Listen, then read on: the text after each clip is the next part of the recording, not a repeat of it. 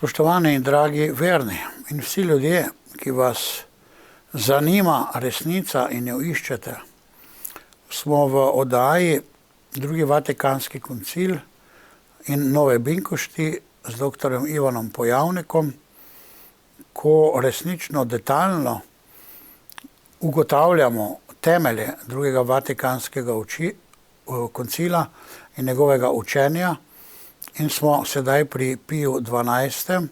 In njegovi okrožnici Skrivnostno telo, ki pa je bila povzeta v dogmatični konstituciji Luč narodov, ki je centralna konstitucija, bi rekli, v dokumentih Drugega Vatikanskega koncila. Spoštovani doktor Pojavnik, lepo vas pozdravljamo in smo veseli, da vas imamo ponovno v naši družbi, kajti obogateli bomo v duši in v znanju. Hvala Jezus in Marija. Da, hvala Jezus in Marija. Prisrčno pozdravljeni tudi vi, gospod Zoran, ki vodite te zahtevne oddaje, pa tudi vsi poslušalci in gledalci teh oddaj. Torej, zadnjič smo govorili o tej, že smo začeli govoriti o tej okrožnici Pija XII., papeža Pija XII., Skrivnostno telo.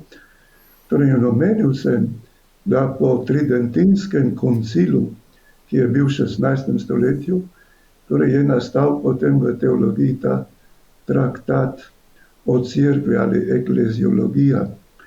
In ekleziologija po Tridentinskem koncilu je morala zoper protestante, ki so tajili cerkev kot institucijo, poudarjati, da je cerkev institucija. Torej, to je delala teologija skozi stoletja, da je cerkev resnično institucija. Zanemarjala pa je nekoliko ali kar precej pribinkošno zgradbo cerkve. Torej, zato sta ta dva papeža, Leon XIII. In potem papež Pij XII. Odločilno premaknila torej pogled, da sta poudarila tudi pnevmatično razsežnost cerkve, torej mističnega Kristusovega telesa. In to je potem vplivalo tudi na Drugi Vatikanski koncil. Govorili ste o papežih Piju XII. In Leonom XIII., ki sta poudarila tudi ta pnevmatični ali duhovni vidik cerkve kot institucije. Očitno sta bila tudi oba vidika nekako pozabljena in ta pnevmatični vidik pa se kako ne smemo pozabiti. Lahko se spomnimo tudi kritike Galačanom, apostola Pavla, ko pravi, začeli ste duhom, končali z mesom, torej po človeško. Kako torej sta ta dva papeža in oziroma njuno učenje, ki je bilo učenje Pija, se pravi Leona XIII. Povzeto tudi v učenju in encikliki Pija XII., kako sta razlagala to skrivnost cerkve? Da, nekaj sem o tem že govoril. Torej, danes bi prišli, ker v tej okrožnici sta v ravnotežju bodisi institucionalni vidik cerkve, ki je gotovo veljaven, in potem pnevmatični vidik cerkve, se pravi, da cerkev živi iz Svetega Duha. Torej, o tem bom še govoril, ampak danes bi najprej govoril o tem, da v tej okrožnici papež razlaga na podlagi apostola Pavla, kako je cerkev zgrajena organsko. Torej, apostol Pavel je v svojih pismih primerjal organizem ali zgradbo človeškega telesa, je primerjal zgradbi Kristusovega mističnega telesa. Obstaja neka podobnost, obstaja neka razlika, to se pravi, da tukaj velja analogija.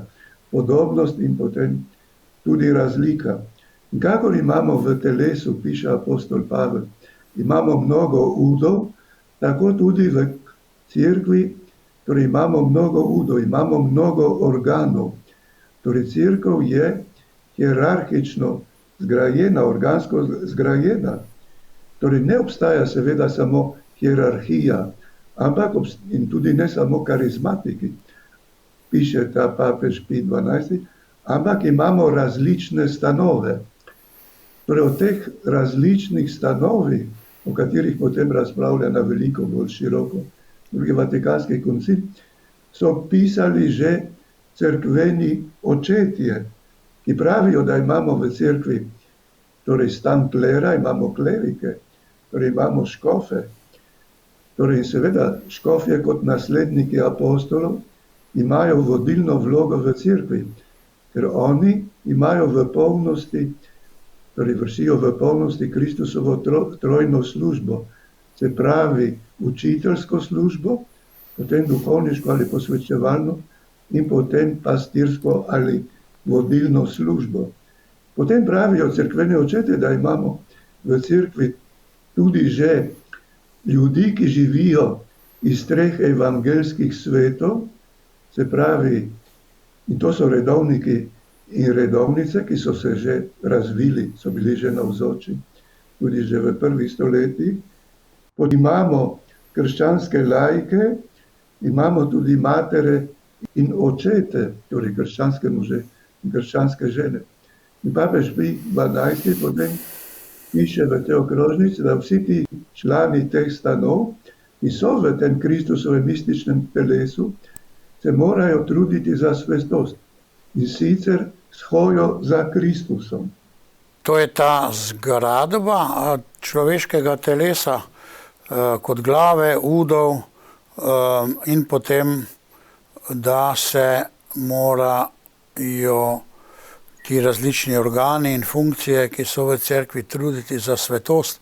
To je primerjava z človekom, ki si mora prizadevati za svetost, se pravi vključiti tudi svojo voljo, svoj napor, kot pravi Jezus, iz vse moči, vsega mišljenja, vsega spoznanja, ljubiti Boga. A je to ta primerjava? Da, to je ta, to ste pravilno povedali, to je ta primerjava, ker potem govori ravno v zvezi s to primerjavo, da kakor človeški organizem mora rasti, da preživi, se mora hraniti, ima določene sposobnosti, torej da se hrani, da živi, da deluje. Podobno tudi Kristus je že od začetka dal cerkvi sredstva za njeno življenje, se pravi za življenje tega mističnega telesa. In tukaj imamo to povzeto tudi v Drugem Vatikanskem koncilu, tej točki 7, sploh bi rekel, da ta točka 7 dogmatične konstitucije o cerkvi povzema nekatere dele te okrožnice. Ta točka govori izrečno in sistematično o cerkvi kot Kristusovem mističnem telesu, ampak to na podlagi torej te okrožnice papeža Pija XII. In tukaj beremo v tej točki 7, malo na začetku, v tem telesu se razliva Kristusovo življenje v verujoče, kateri so po zakramentih na skrivnosten, a stvaren način zedinjeni s Kristusom, ki je trpel in je poveličan. To se pravi, kakor piše ta papež Pij XII, vsi zakramenti se nanašajo ali izhajajo iz Kristusa križanega, torej in ostalega. Kristusa, ki je trpel na križu, ki je dal svoje življenje, torej za cerkev, za svoje mistično telo, torej in zdaj je podaril cerkvi tudi zakramente, s katerimi mora cerkev se hraniti, da bo živela, da bo to mistično telo torej živelo. Živi, ker je nadnaravno telo, živi, torej predvsem po zakramentih. Torej po zakramentih cerkev jema torej božjo energijo, božjo moč, da lahko živi v nadnaravnem redu, se pravi v Kristusu, v Bogu. Ne? Kot glavno, pravite, dediščino cerkvi, nam vernim, je Kristus zapustil zakramente, ki so nekako temelj te duhovne zapuščine, tisti najbolj sakramentus, najbolj svete stvari, ki nam jih je Kristus zapustil, in da po zakramentih mi dobivamo kot cerkev, posamezni udje cerkve, dobivamo življenje. Vendar je verjetno to življenje tudi odvisno od našega odgovora. Življenje Svetega Duha se ne more udejanjiti v naših dušah, v naših srcih, če mi ne sodelujemo. Tako da so lahko tudi zakramenti, ki jih je Kristus dal, brez vrednosti za tistega, ki jih ne želi notranje duhovno sprejeti, in Sveti Duh ne more verjetno, ne more sigurno delovati. Vendar je to za cerkev tisto, kar nam Kristus daje. Ali se potem lahko deli tudi Kristusovo telo na mrtvi del in na živi del, se pravi Kristusova cerkev? Da, tukaj je to vprašanje o sodelovanju vernika, zakramenti, to je staro vprašanje, ki so ga obravnavali zlasti v srednjem veku. Torej, zakramenti zahtevajo vero, vsi zakramenti. Če te vire ni, potem, če ni sodelovanja, ker Bog nas je ustvaril svobodne, torej moramo sodelovati in tudi kot kristjani, torej še vedno ohranimo svojo svobodo, človeško svobodo. Tukaj uporablja papež Pij XII tale izraz, zaklad vire, torej ta zaklad vire, ta izraz sem poznal. Nisem pa poznal tega, kar pravi on, zaklad Božje milosti. Ta zaklad Božje milosti so zakramenti. In med zakramenti je prvi sveti krst.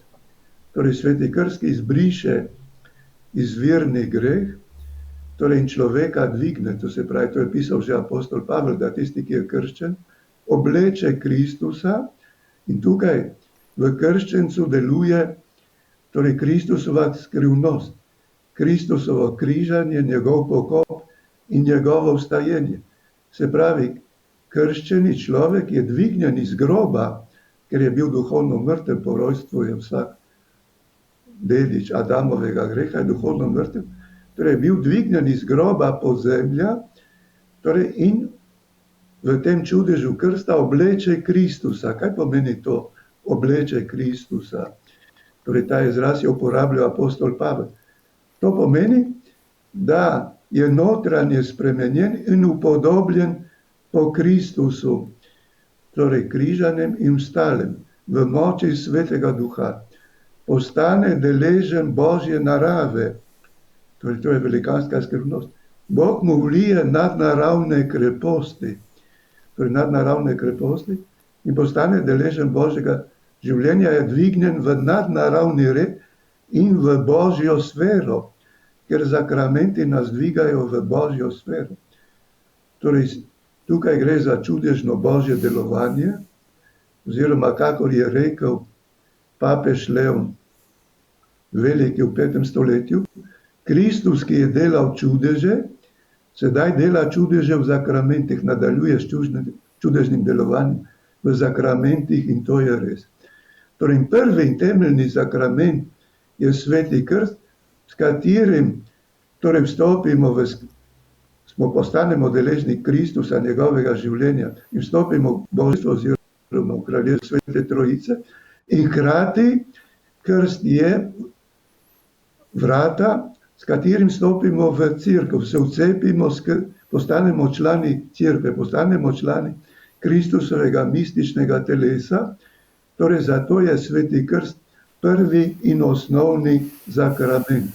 Če dovolite, bi malo omenil to vprašanje, ki nam ga večkrat postavljajo drugi ali pa mnogi drugi protestanti, zakaj krščujemo otroke. Torej, če je potrebna osebna vera, zakaj krščujemo otroke, oziroma sam verjamem, da potem, ko nekdo začne sam še bolj odgovarjati na verovanje, recimo tudi po sveti Birmi, da potem se vse ti sprostijo, vse milosti.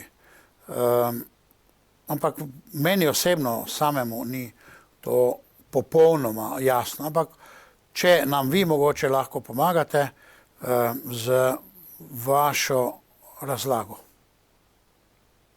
Da, ta praksa izvira že iz prvih stoletij, morda celo od apostolov. Zato, ker krščanski starši so hoteli, da bi njihovi otroci bili deležni te milosti, ker kakor pravi ta cerkveni oče sveti Ambrož Milanski, pred krstom je človek satanov ud. Torej, satanov ud je žrtev, torej je podedoval ta izvirni greh, je brez Božje milosti. Torej, zato so že v prvih stoletjih starši želeli, torej, da bi bili krščeni. In sveti Avguštin, torej Pelagij, pazite, je šla kriva vira Pelagija v 4. stoletju, ki je učil torej to, da Adam je zapustil svoj samo slab zgled, da zaradi tega ljudje niso izgubili Božje milosti, ampak on je zapustil torej svojim potomcem samo slab zgled. Torej, zato je potem sveti Avguštin v 5. stoletju, ko se je širila ta kriva vira, napisal delo torej o zaslugi grešnikov in odpuščanju grehov, tako smo naslov to delo, torej, kjer govori o tem, da pred krstom so vsi ljudje padli v Adamu, so v sužnosti greha in duhovne smrti. Torej, ta kriva vira, zato pelagijanci so bili proti temu, da bi otroke ali sploh krščevali. Zakaj bi krščevali? Ampak virni ljudje, torej starši, morda že apostoli, so uvedli to prakso, da so krščevali, torej virni starši, ki so bili v Božji milosti, so želeli že takoj, torej, da bi njihovi tudi otroci potem bili rešeni iz virnega greha in sužnosti duhovne smrti, torej, da bi živeli v milosti, v Božji milosti. Torej, zato je bil krst zanje velika milost in so podeljevali, torej, in še podeljuje cerkev, torej krst tudi otrokom. Ne? To ni napačno. Hvala lepa za vašo dodatno razlago, če tudi ni to direktno tema našega pogovora. Torej, sveti zakramenti, sveti krst, ki najbolj seveda deluje pri osebni veri, kakor ste dejali. In kaj pa drugi zakramenti?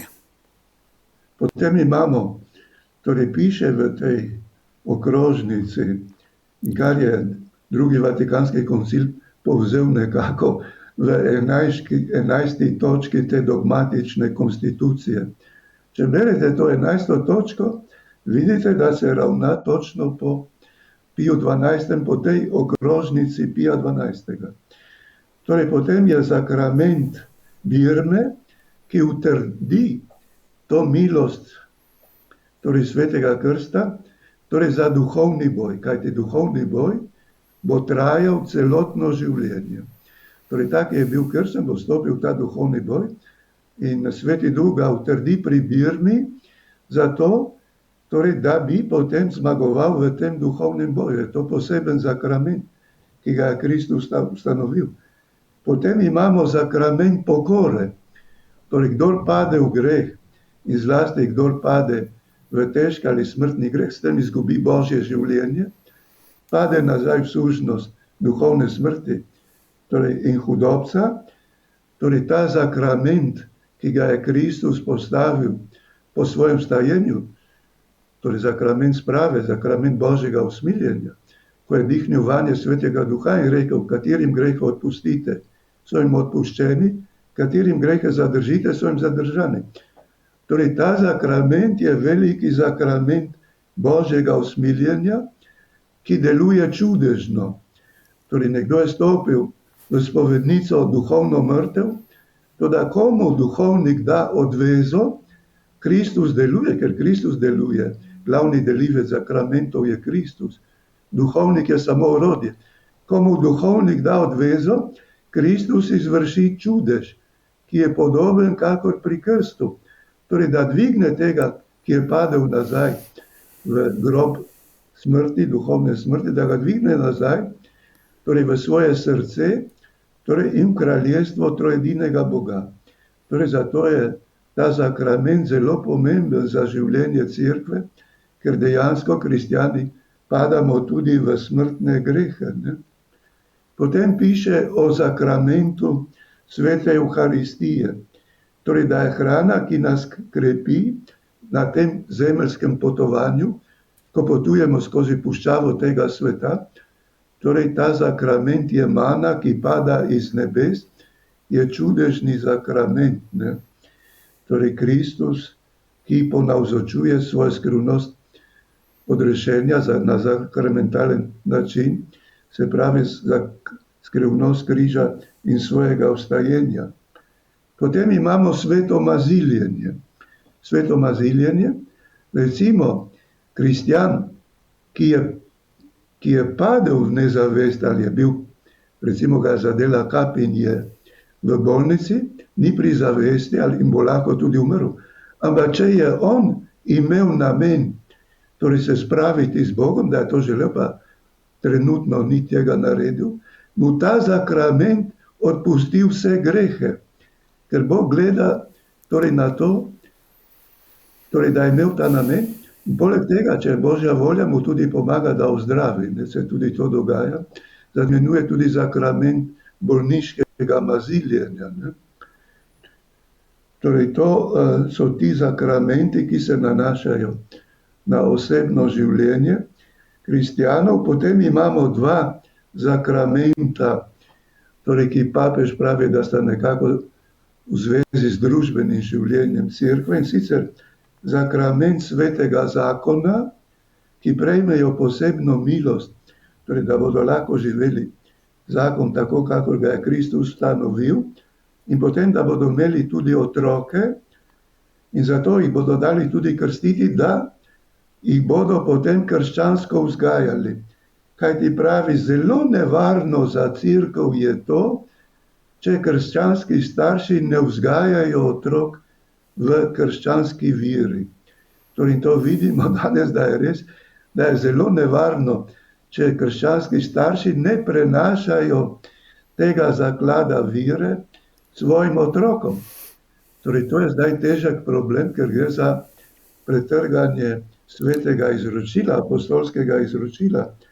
Potem pravi, zadnji sakrament je še sakrament svetega reda, se pravi duhovništvo, v katerem se ti, ki prejmejo duhovništvo, popolnoma posvetijo Bogu, popolnoma posvetijo Kristusu, da bi hranili vernike s kruhom z angelov, torej in potem z nebeškim naukom, ter jih vodili po poti Božjih zapovedi. Ne? Torej, duhovniki in škofje, torej zlasti škofje, imajo to dolžnost. Ne? Torej, pravi, da Kristus je že od začetka ustanovil teh 7 sakramentov, torej in je opremil tako rekoč cerkev, da bo rasla in da bo spolnjevala svoje poslanstvo. To so sakramenti, ta naša sveta dediščina, duhovna dediščina, ki pa jo ne moremo razumeti zgolj razumsko, ampak nam daje potem to duhovno življenje, v katerem se na nek način, skrivnostni način, družimo z Bogom in imamo življenje in vse darove tudi Svetega Duha. Tako da je potem tisti končni cilj našega sobivanja z Bogom, se pravi edinosti z Bogom preko sakramentov, je pa pravzaprav nemogoče popolnoma opisati ker ti gre za življenje samo, ki pa jih dobivamo preko zakramentov. Eno vprašanje teološko, kaj pa življenje v duši po naši veri, ali lahko dobivamo tudi mimo zakramentov? Da, tukaj zakramenti pomagajo potem, da mi prejmemo torej nadnaravno energijo, Božjo energijo, moči Svetega Duha in da potem živimo iz Božjih kreposti, oziroma ne samo 3 Božjih kreposti, ampak sploh iz tudi nadnaravnih moralnih kreposti. Mi potrebujemo to energijo. Torej, Kristus jo podarja po zakramentih, zlasti, ko obiskujemo sveto mašo. Ne? Torej, zato so zakramenti neobhodno potrebni, torej, da mi moramo torej, živeti krščansko življenje, ker to krščansko življenje je po bistvu nadnaravno, je v večnem Bogu, presega naravne zmožnosti. Ta nadnaravna energija, Božja energija priteka od Boga, mi je nimamo. Mi je nimamo, ampak jo prejemamo po zakramentih in s tem, ko mi torej, uresničujemo kreposti, zlasti vero, upanje in ljubezen, s tem rastemo v milosti. Ne? To je se medsebojno dopolnjuje. Zakramenti podeljujejo milosti. Mi potem živimo v Božji milosti, krščansko živimo vsak dan iz nadnaravnih kreposti in tako napredujemo na poti življenja v večno domovino. In hkrati tudi živimo v pravilnem odnosu z našimi bližnjimi. Ne? Torej, zato potrebujemo zakramente, zato še kako je potrebna sveta maša, ne? Torej, in pogostno sveto obhajilo, ker Kristus je zato ustanovil zakramente, da se nam njih podarja. Ne? Se nam podarja in hkrati nas dviga, torej na čudežen način, ker zakramenti so čudeži. Torej nas dviga vedno bolj in povezuje seboj in med seboj, tako cerkev raste. Ampak seveda mi moramo sodelovati z zakramenti, to ne obzame našega sodelovanja, ampak nam omogoča, da sodeluje. To lahko dam eno pričevanje tudi iz mojega življenja. Po sprejemu zakramentov cerkve sem lahko obiskoval sveto mašo. In vsakodnevno obhajilo mi je dajalo moč, da sem lahko preživel dan na nek način v Božji milosti in v neki harmoniji, da se moja duša ni zrušila v samo sebe in obvezno se mora iti spet na sveto obhajilo in sem tako držal od dne do dne določeni mir in pa harmonijo v samem sebi. Če ne bi šel en dan slučajno recimo k sveti maši, enostavno nisem mogel preživeti tistega dneva tako, kot bi moral. Sem se hitro izgubil tisto harmonijo, oblast, duhovno in to, kar povem, je resnica. Torej, Božja milost se nam daje v zakramentih, če mi hočemo, kot ste dejali, tudi z našim sodelovanjem. Kaj pa tisti, ki niso v katoliški cerkvi ali pa ne sprejemajo vseh zakramentov, recimo nekateri protestanti sprejemajo samo 3 zakramenta ali ne vem, enega ali kakorkoli, nekateri samo sveto pismo. Kako pa ali so oni v cerkvi ali pa naprimer drugi ljudje, kot so budisti ali pa gremo še dalje, kakšni, ali so oni tudi del cerkve ali niso del cerkve? Kdo je v cerkvi?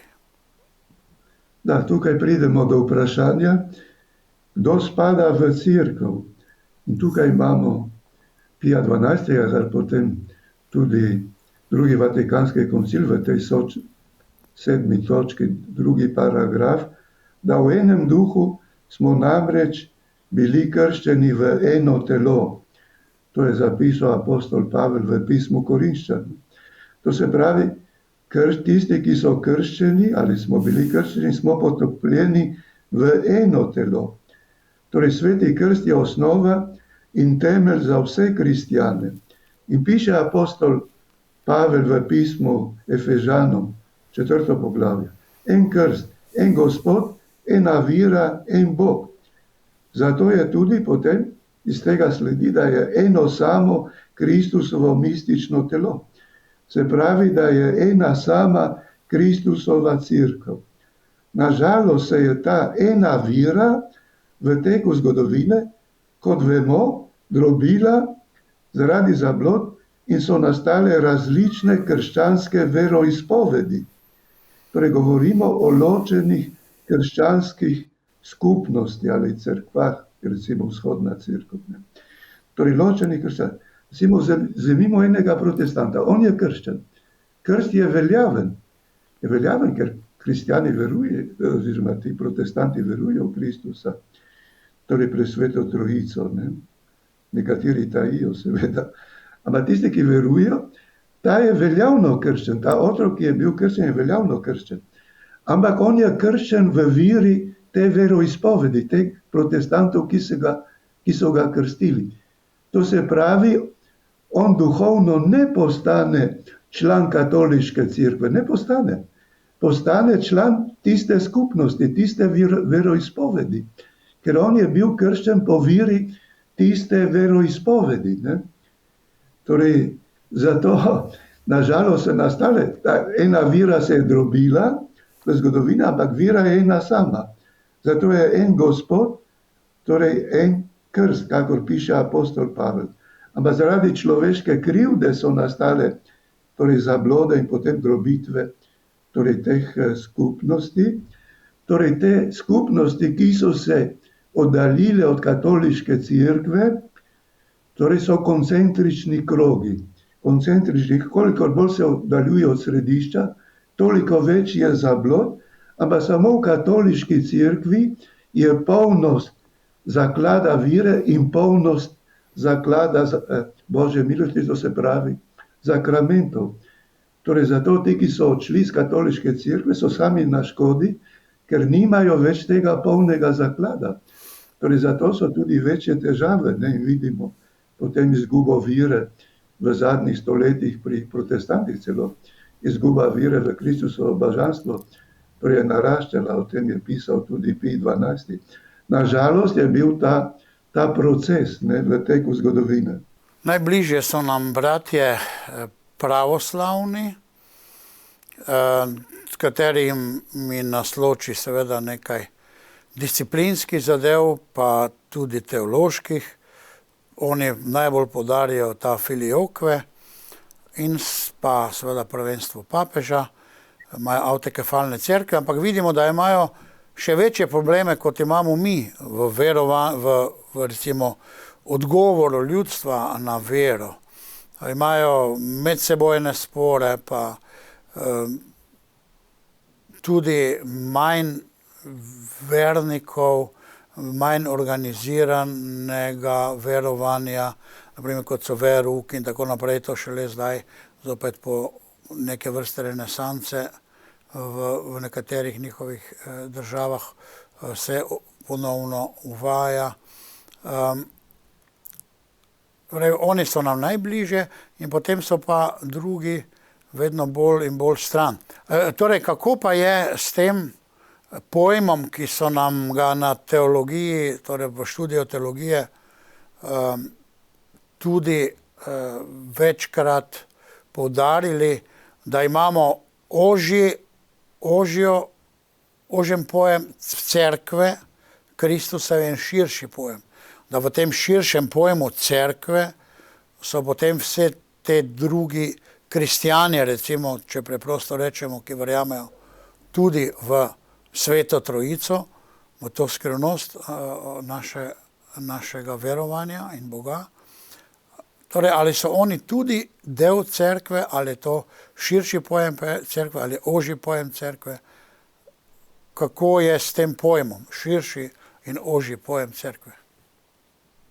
Torej, tukaj ne obstaja širši in ožji pojem cerkve, ampak obstaja samo to, kar piše Drugi Vatikanski koncil v 8. točki te konstitucije, da Kristusova crkva obstaja v katoliški crkvi. Torej, Kristusova crkva je ena sama, je mistično telo, eno samo mistično telo. Ta obstaja, latinski izraz je subsistit, to je težko prevajati. Ecclesia Christi subsistit in Ecclesia Catholica, to se pravi, Kristusova crkva subsistira ali obstaja v katoliški crkvi, ker Kristus ni ustanovil ne širše ali ožje crkve. On je ustanovil samo eno crkvo, ki je vesoljna katoliška. In ta je ostaja ali obstaja v katoliški crkvi. Tisti, ki so se ločili od nje, in to je tudi v drugem Vatikanskem koncilu, so ločene cerkvene skupnosti. Ali za pravoslavne uporabljamo celo izraz, torej ločena crkva, ampak oni, kot ste vi to povedal, zaradi te ločitve imajo manj milosti, to je krivda njihova, imajo manj milosti, zato tudi ni tako aktivno duhovno življenje, prejemanje zakramentov. Recimo sem videl, ko sem bil v Srbiji, torej da ti pravoslavni verniki, da pridejo večina 2-krat na leto, torej za Božič ali pa za Veliko noč k obredom, drugače jih ne vidite celo leto. Ne? Ampak to se zdaj dogaja tudi že v katoliški cerkvi, vidimo, da mnogi pridejo samo 2-krat na leto. Ampak nažalost zaradi te ločitve potem je manj milosti, koliko bolj se oddaljujemo od te polnosti katoliške cerkve, ki je ena sama katoliška cerkva ali vesoljna cerkev, ki jo Kristus ustanovil, toliko manj milosti je. Torej, tu je človeška krivda, zato je potem nastalo ekumensko gibanje, in to je tudi v drugem Vatikanskem koncilu, je poseben odlok o ekumenizmu, kako bi zopet prišlo do zbližanja kristjanov, da bi se zopet nazaj zedinili vsi, torej v eni sami Kristusovi cerkvi. Ne? Ampak to zaradi teh zgodovinskih razlik, torej stoletij, tisočletij že ločitev s pravoslavnimi. Torej to je tako težek proces, da noben človek ga ne more uresničiti, to je bo potreben veliki božji čudež, ker po človeško se to ne da. Če dovolite še eno razsvetljenje v tej temi, kako je s tem zunaj cerkve, torej katoliške cerkve, ni rešitve, extra ecclesia nulla salus. Kako je sedaj z razumevanjem tega, kar je bilo praktično ali pa skoraj do drugega Vatikanskega koncila, vsekakor pa do prvega, je bilo pravilo in teološko 100% mišljenje. Kako ta problem sedaj rešujemo? Da, to bom jaz rešil, če bo prihodnja oddaja, bom o tem govoril, ker to je treba obravnavati. Moram še neke druge vidike, torej o skrivnosti cerkve povedati. To je široka tema. Je preširoka. Pač pa bi tukaj omenil to, da tudi grešniki so v cerkvi. To se pravi, tisti, ki smrtno grešijo, tudi oni še vedno spadajo v cerkev. Še vedno spadajo v cerkev, tako da ta papež sveti Gregor Veliki, torej je rekel, da v cerkvi so torej pravi, vsi dobri so v nebesi, vsi hudobni so v peklu, v cerkvi pa so dobri in hudobni. Torej, to je res, ker je Jezus rekel, da v cerkvi bo pšenica in ljulka. To je skozi vsa stoletja. Cerkveni očetje so to ljulko imenovali ljudstvo antikrista. Se pravi, kristjani, čeprav so srcem v Babilonu, telesno še vedno ostajajo v cerkvi, čeprav živijo, torej mimo cerkve se ne zmenijo za cerkve, živijo v smrtnem grehu. Ampak niso še izstopili iz cerkve, ne? Ker izstopitev iz cerkve ali izključitev iz cerkve je nekaj posebnega. Ne? Torej, ti kristjani v smrtnem grehu so telesno v cerkvi, duhovno pa so v Babilonu. Zdaj nastane vprašanje, kdo se izključi iz cerkve. Ja, sedaj vemo, da je zaradi davka, državnega davka cerkvi, katoliški cerkvi, veliko izstopov v Nemčiji, v Avstriji, v teh deželah, ki imajo ta državni zakon, da se določeni del prihodka da verski skupnosti, kateri pripadaš, ali pa, ne vem, za neke etično, ne vem, moralo, ali kako je že to gre. In ti ljudje morajo izrecno napisati svojo voljo, da izstopajo. Nekateri potem stopajo nazaj. Ali je potrebno za izstop iz cerkve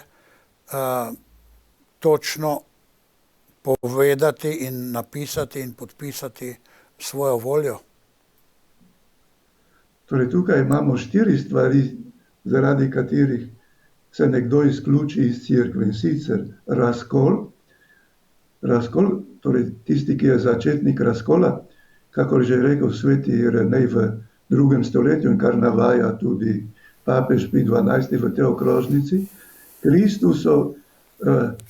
Torej, cerkev je veličastno Kristusovo telo, ki ga trgajo razkoli, tako je pisal že Irenej v 2. stoletju, to se pravi, nekdo, ki začne razkol, izstopi iz cerkve. Torej, avtomatično sam se izključi iz cerkve, ker se odtrga od Kristusovega telesa. Potem kriva vira.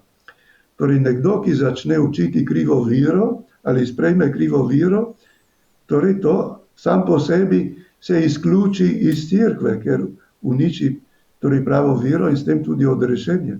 Torej, zato kriva vira je težka stvar.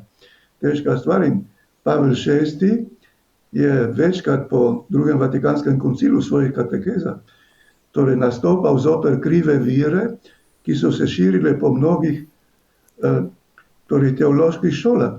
Teološki profesori, ki so učili krive vire, so se izobčili iz cerkve, sami sebe so se izobčili iz cerkve, ker so uničevali pravo viro in s tem tudi viro v srcih študentov. Torej, zato je to resna stvar. Potem imamo odpad. To, kar ste vi omenjal, je izrečni odpad. Ampak to ni krivda samo teh ljudi. Torej, tukaj je ta sistem, da so uvedli ta državni davek. To je nekje težka zadeva, ki jo praktično ni mogoče upravičiti. Torej, ni mogoče upravičiti, da zahtevajo ta davek, torej, ker cerkev mora biti revna, in to je tudi v 2. Vatikanskem koncilu, da ravno revščina cerkve je slava Kristusove cerkve. Torej, to je slava Kristusove cerkve in Kristus je živel, torej ubog je bil ubog od Betlehema pa do smrti na križu. Torej, zdaj ti, ki se izpisujejo iz cerkve, uradno to je odpad. Ampak imamo tudi mnogo takih, ki se ne izpisujejo, ampak odpadejo, ker živimo že od konca 19. stoletja v velikem odpadu, kakor je pisal že Leon XIII, v velikem odpadu katoliških narodov od cerkve. In potem imamo še izobčenje, recimo, da se nekdo izobče avtomatično, recimo krščanska žena, mati, ki naredi splav, to je avtomatično izobčenje. Ona se s tem izobči iz cerkve.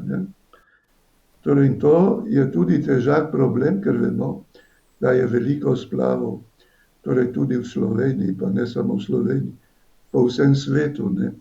To spada v to kulturo smrti, proti kateri se je postavil Janez Pavel II v tej veliki okrožnici Evangelij življenja.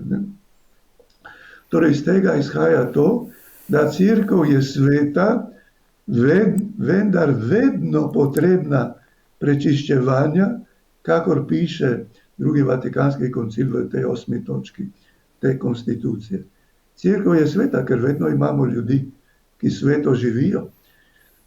Potem pa tudi imamo grešnike, večje ali manjše, ampak potem imamo tudi kristjane v smrtnem grehu, ki spadajo v cerkev. Zato cerkev vedno potrebuje prečiščevanje. Zato je tudi Kristus, kot sem omenil, ustanovil zakrament sprave. Ne. Omenili ste splav, ki pa je stvar tudi tega očeta laži in pa pomanjkanje spoznanja pri ljudeh, in mnogi seveda niso niti krščeni, kajti v mestih se ljudje ne krstijo, in potem, če pa taka oseba sprejme vero in pa sprejme Kristusa, pa je lahko zopet v cerkvi oziroma je del cerkve in se na ta način seveda rešuje. Ampak Bog sam bo to celotno težko situacijo prav videl in tudi reševal. Vas vprašam potem, kako pa človek lahko zopet nazaj stopi v cerkev? Torej da tako, recimo ti primeri so težki primeri, da ko nekdo zahteva, je prišel, je ravno neki župnik, je prišel neki mladenič in je zahteval, da ga izbriše iz krstne knjige. Ne. To se pravi, to je odpad. Ne. To je popoln odpad in celo, da ga izbriše iz krstne knjige. Potem, ko ste vi omenjali v Nemčiji, je tudi ta praksa, tisti, ki izstopi iz cerkve, ga izbrišejo tudi iz krstne knjige. Torej ampak to je po navodilu škofov, to je težka zadeva, ne vem, kako bodo oni to pred Bogom opravičili, jaz tega ne znam opravičiti. Ne. Torej, lahko se vrne nazaj, gotovo, prejme zakrament sprave in prekliče svoj izstop iz cerkve, torej potem po zakramentu sprave, ker Bog je usmiljen, ga gotovo dvigne nazaj v nadnaravno življenje, mu podeli odpuščanje. Ne. Ker to, koliko je nekdo kriv, mi tega ne vidimo. Subjektivne krivde ne vidimo, zato ne moremo soditi. Moramo to sodbo prepustiti Bogu. Ampak če nekdo pride in hoče se vrniti v cerkev, potem kot duhovnik mu moram dati odvezo, ne, torej pri zakramentu sprave. Ne. Seveda so določeni pogoji, to vsak je študiral teologijo ve. Ne. No, zdaj pa bi prešli k ustanovitvi cerkve. Mnogi govorijo, da Kristus ni želel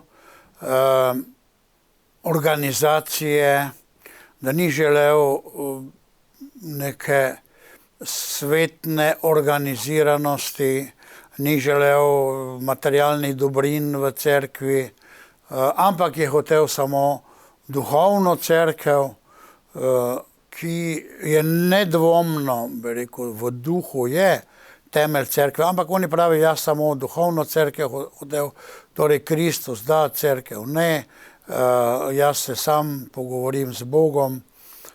Kako je torej Kristusova volja bila izražena, ker je on ustanovil cerkev? Da, on je ustanovil cerkev in to, kar ste vi omenili, to je proti temu nauku o Kristusovem mističnem telesu, torej, ki je Kristusovo telo cerkev.